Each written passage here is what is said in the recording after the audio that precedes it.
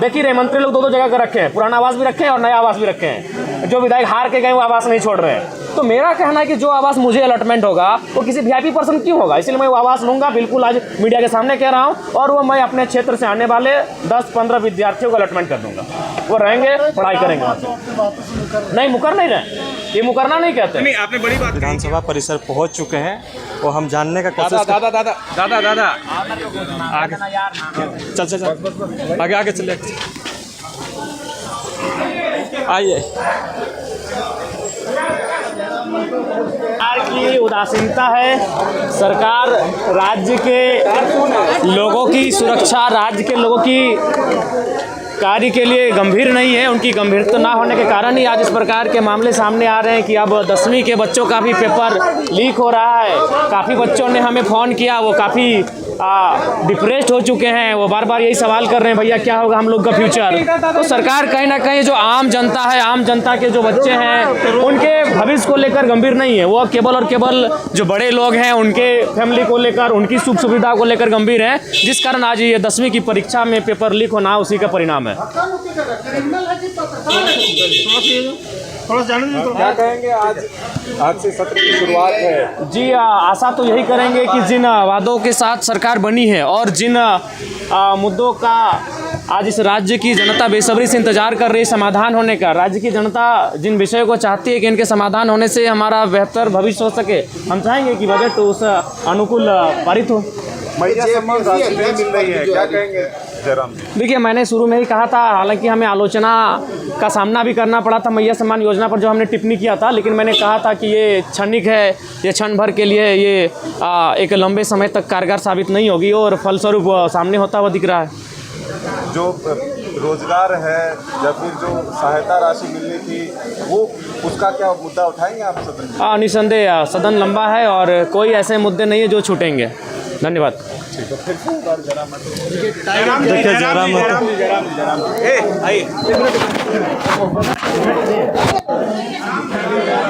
और ले लीजिए। शामिल हो रहे हैं, क्या प्लानिंग है, क्या रूपरेखा सोच कर आए हैं?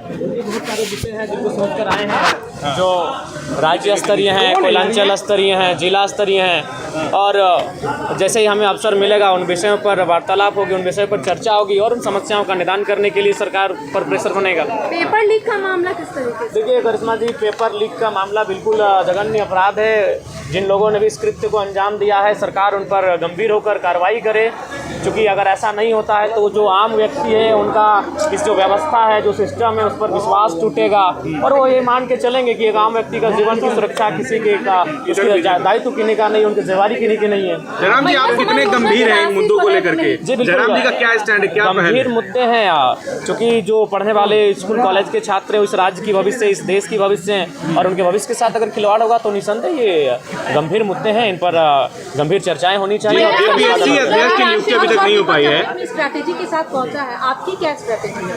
देखिए, हमारी स्ट्रेटजी यही है कि बजट सत्र के माध्यम से इस राज्य को एक ऐसा बजट मिले जिसकी राज्य कल्पना कर रहा है, जो हमारे जो वीर शहीद हैं उनके सपनों को साकार होता हुआ देख सके इस राज्य को, उस दिशा में इस राज्य का बजट पारित होना चाहिए। जयराम जी, जेपीएससी अध्यक्ष पद अब तक खाली है, अब तक क्यों नहीं सरकार को मिल पा रहा है? देखिए, इसके देरी पीछे क्यों हो रही है? क्या कोई कारण होगा, जो कोई विशेष कारण होगा।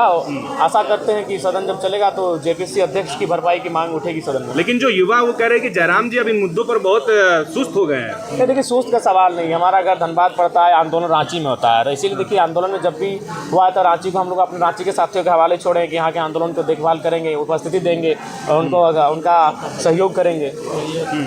मैया सम्मान योजना की राशि जो है वो नहीं मिल पा रही है लाभुकों के। देखिए बिल्कुल, और शायद सुनने में आया कि बैंक का भी हस्तांतरण किया गया है, किसी दूसरे बैंक में इसे शिफ्ट किया गया है, उसके भी बहुत सारे कुछ ना कुछ कह सकते हैं कुछ ऐसी घटनाएं विषय हैं, उनका कहीं ना कहीं मैंने पहले भी कहा था कि ये योजनाएं लंबे समय तक नहीं चलेंगी और फलस्वरूप वो होता हुआ दिख रहा है। मैंने पहले भी इसका सजेशन दिया था। जयराम जी, फिर एक बार आप चर्चा में आ गए हैं। पिछला जब आप विशेष सत्र चल रहा था तो आपने मंच कहा था कि मैं टीए दिए नहीं लूंगा। मैंने ये कहा था, आप एक बार फिर आप कंट्रोवर्सी में आ गए हैं। अपने आलोचकों को क्या जवाब देंगे? आलोचकों के लिए नहीं, आप टीए के लिए स्कॉर्पियो ले हम लिए। फिर आ कह रहे हैं, हम नहीं, पहले मेरी बात सुनिए। हाँ बोलिए, बिल्कुल बोलिए। उस दिन भर मैया सम्मान योजना पे चर्चा हुआ था। जी जी। उसके बाद मैंने कहा कि आप लोग 2500 रुपये का इतना महिमा मंडन कर रहे हैं और आप लोग 2 लाख की सैलरी ले रहे हैं, लाख रुपए का टीए डीए ले रहे हैं और आप 2500 रुपया दे के महिमा मंडन कर रहे हैं। तो आप एक काम कीजिए, आप भी अपना जो जीवन है उसे सरल बनाइए आम जनता की तरह। तो मैंने ये कहा था, आज भी हम रिपीट कर रहे हैं इस बात को। जिस दिन इस पर पहल होगी उस पर पहला हस्ताक्षर जयराम महतो का होगा। जिस दिन ये पहल होगी कि एक विधायक की सैलरी 3rd 4th ग्रेड के जो कर्मचारी हैं उनके समान होगी 40,000 50,000 60,000, पहला हस्ताक्षर मेरा होगा। जिस दिन ये पहल होगी उसमें पहला समर्थन ही मेरा रहेगा। अच्छा, आप खाली पैर आए हैं, मैं देख रही हूँ आप खाली पैर आए हैं। हाँ, वचन है तो वचन को निभाना पड़ेगा, वचन है। ठीक है। गाड़ी खरीदने पर सवाल उठाए जा रहे हैं। स्कॉर्पियो देखिए, मैंने फिर कहा मैं आवास भी लेने जा रहा हूँ, लेकिन मेरा तर्क जान लीजिए, मैं आवास भी लूँगा क्योंकि मैं किसी वीआईपी के भरोसे अपना सुख सुविधा क्यों छोड़ूंगा।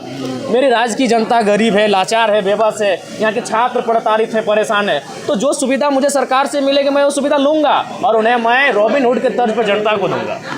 बिल्कुल, मैं आवास की भी सुविधा लूंगा। नहीं, हम नहीं लेते, लेकिन उस सुविधा को अगर हम आवास नहीं लेते, वो आवास कोई ना कोई सरकार का आदमी रख लेगा, कोई वीआईपी पर्सन रख लेगा। देखिए रहे मंत्री लोग 2 जगह का रखे हैं, पुराना आवास भी रखे हैं और नया आवास भी रखे हैं। जो विधायक हार के गए वो आवास नहीं छोड़ रहे हैं। तो मेरा कहना है कि जो आवास मुझे अलॉटमेंट होगा वो किसी वीआईपी पर्सन क्यों होगा, इसलिए मैं वो आवास लूंगा। बिल्कुल आज मीडिया के सामने कह रहा हूँ, और वो मैं अपने क्षेत्र से आने वाले 10-15 विद्यार्थियों को अलॉटमेंट कर दूंगा। वो रहेंगे, पढ़ाई करेंगे। नहीं, मुकर नहीं रहे, ये मुकरना नहीं कहते। नहीं, आपने बड़ी बात कही कि आप विद्यार्थियों को अलॉट कर देंगे। बिल्कुल आप अमल करेंगे इस पर? बिल्कुल अमल करेंगे। मैं मुकर नहीं रहा हूँ, मैं कह रहा हूँ कि अभी देख रहे हैं मंत्री लोग 2 आवास लेके बैठा है भैया। कहीं उनको कोई कमी है, इतनी सुख सुविधा है। तो मैं अगर आवास ना लूँ तो किसी के हिस्से में चला जाएगा और किसी राजा के हिस्से में जाएगा, जबकि हमारी जनता गरीब है। तो मैं लेकर स्टूडेंट के बीच लेके जाऊँगा। आप आए तो इंटरव्यू लेने मेरे आवास में जा जाए। धन्यवाद, बहुत शुक्रिया। देखिए, जो है खाली पाँव आज भी जो है जयराम महतो आए हैं। जिस तरह से उन्होंने कहा था कि खाली पाँव आने की जो बात कही थी, अभी भी जो है नहीं, वो यहीं पे ही थे फोटो। देखिए, आज भी जो है खाली पाँव ही सदन के अंदर घुसे हैं। बंद करिए। नमस्कार, जोहार। अभी हम झारखंड विधानसभा परिसर में हैं और जिस तरह से जो है आज झारखंड विधानसभा का बजट सत्र जो है चलने वाला है, आज ही से स्टार्ट है। तमाम नेता मंत्री आ रहे हैं, तमाम विधायक आ रहे हैं और तमाम लोग जो सवाल कर रहे थे कि बाहर की दुनिया में क्या हो रहा है, वो सारी चीज़ें जो है आज सदन के अंदर तमाम लोग रखेंगे, तमाम विधायक रखेंगे।